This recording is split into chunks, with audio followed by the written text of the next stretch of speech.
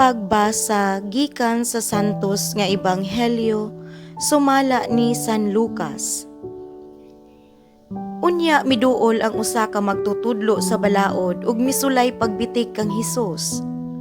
Nangutana siya, "Magtutudlo, unsa may kinahanglan kong buhaton aron ako makadawat sa kinabuhing dayon?" Si Hesus mitubag kaniya, "Unsa may giingon sa kasulatan?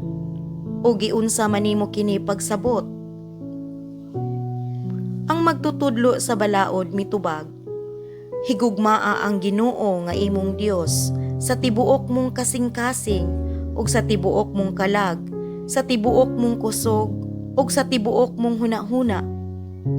Ug higugmaa ang imong isig ka tawo ingon sa paghigugma mo sa imong kaugalingon." Mitubag si Hesus, "Husto ang imong tubag, buhata ka na ug makadawat ka sa kinabuhi." Apan ang magtutudlo sa balaod buot ilhon nga husto siya, ug mao nga nangutana siya kang Hesus, "Kinsa ba di ay ang akong isig ka tawo?"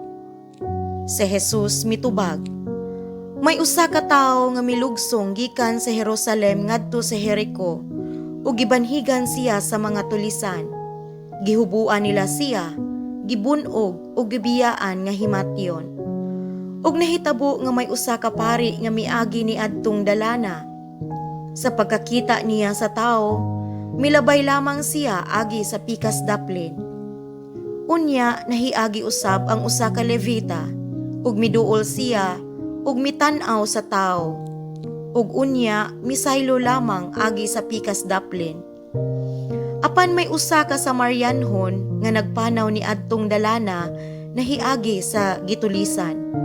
Ug sa pagkakita niya sa tawo, naluoy siya. Miduol siya kaniya, ug gibubuan niya glana ug bino ang iyang mga samad ug gibugkusan. Unya, gipasakay niya ang tawo sa iyang hayop ug gihatod ngadto sa usa ka abutanan. Ug didto iyang gialimahan siya.